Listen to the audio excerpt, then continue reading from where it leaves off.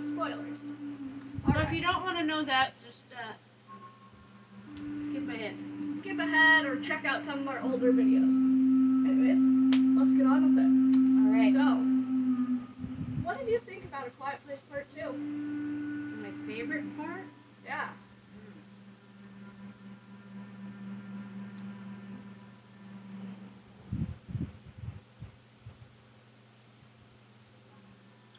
Probably the little girl. And Yes.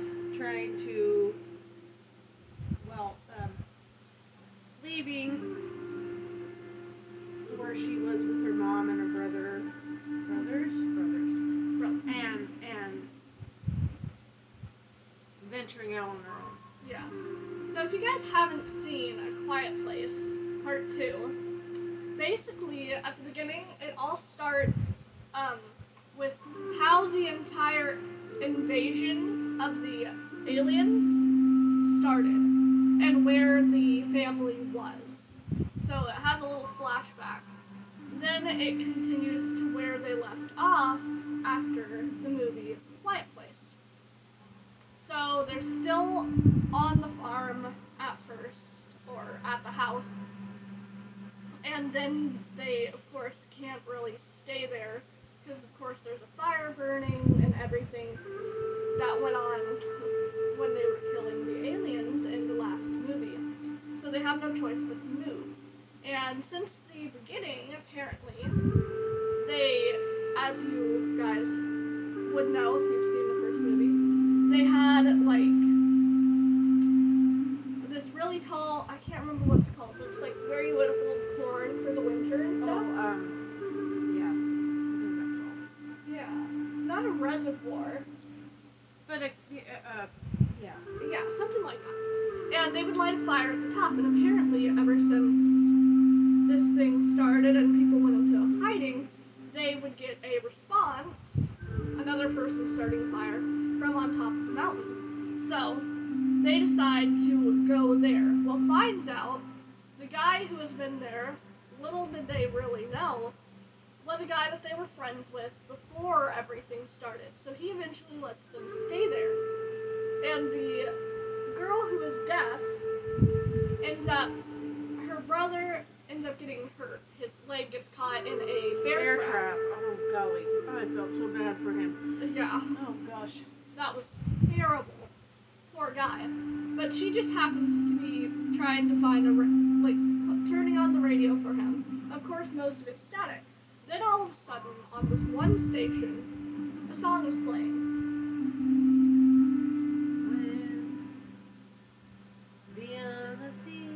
Yes, that song.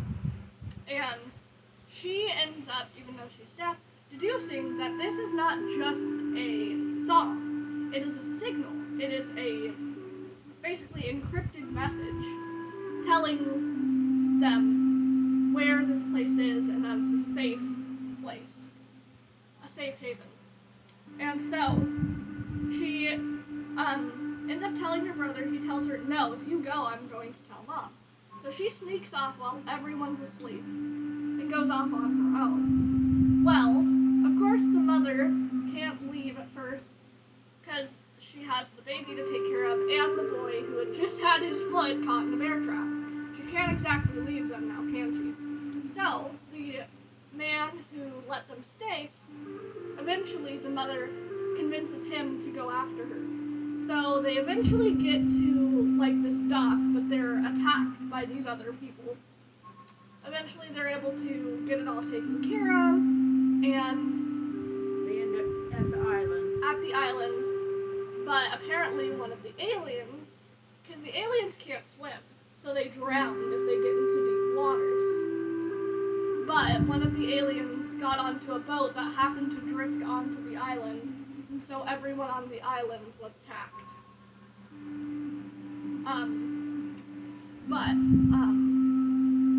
What happened after that? Because I think there was more to the movie. I just can't remember the ending now. Well, not everybody on the island was attacked, but the island was under attack. Yes. And the father, well, not the father, the guy, the friend, and this other lived on the island, and the little girl got in a car and beat feet to the radio station, not without having the alien try to rip the hood of the roof of the car off. Yeah. And then they got to the radio station and opened the garage door, only to realize that they have to go around. When they get inside, they have to go all the way around inside the building.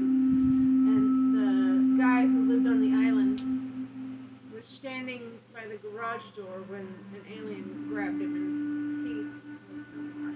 Yeah.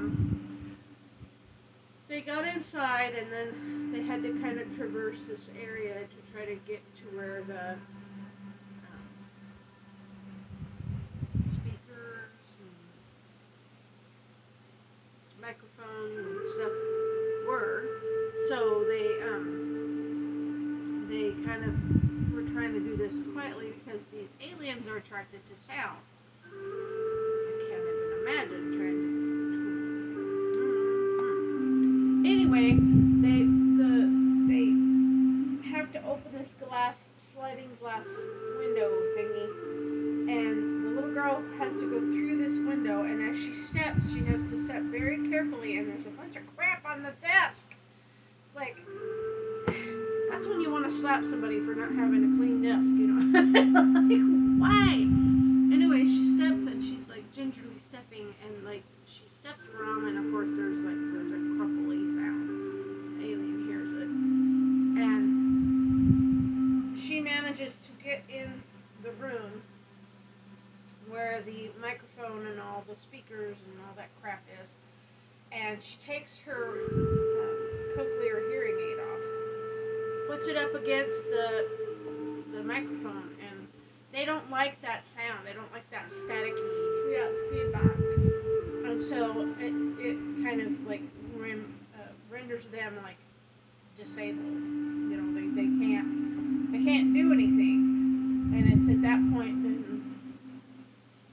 she has I don't know, some conduit thing or whatever, some rebar or some sort of electrical tubing thing, and she just knocks the snot out of it. And wah! And the brother at the same time they're back at this place where they've been staying with this friend of the family.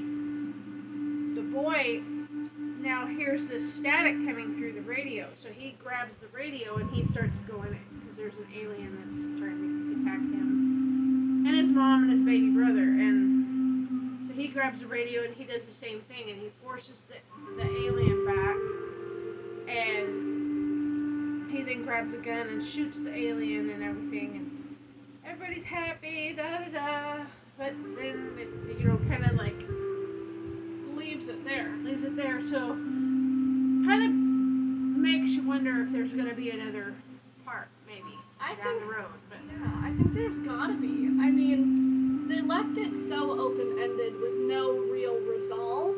I mean, yeah, okay, now what? The girl and the friend of the family are still on the island, and the mother, the baby, and the son are still in the place where they've been staying. So we're not told, oh, the girl gets back to her family, and everything's perfectly fine. right. It's left completely open-ended. Now, I mind you, the only boat that is on that island is the boat that the alien got on, which I'm pretty sure is most likely now destroyed. So I don't think they can exactly get back by boat. So we're just left with an open-ended story. Now, there's one part we forgot to mention, which is when the alien started attacking the boy and the mother and all, the mother had gone out to get medicine and oxygen for the baby and her son. Because her son, of course, needed, like, antibiotics and stuff and painkillers after. And we have to explain, if you haven't seen the first movie, then you need to see the first movie. Exactly. But the oxygen is because after she had the baby, her and her husband had worked this out to where they would have an oxygen tank, and whenever the baby would start crying, they'd put the baby on oxygen and have it in this little, like, kind of a suitcase type thing. Yeah, soundproof, but of course also there's no oxygen, so they need the oxygen tank.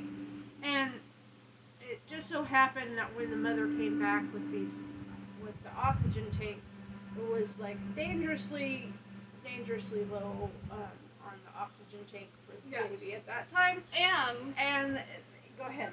And in this place where they were staying, there was this vault basic area that this man had made, kind of like the suitcase thing for the baby, in which it was soundproof. And he had a system where, of course, first of all, you could only stay in there so long, but second of all, to make sure you didn't lock yourself in, you had to make sure that there was a towel over where the bar would come down to lock. However, when the boy was running from this alien, who ended up showing up right before the mother got back, he was able to, yes, get into that vault, but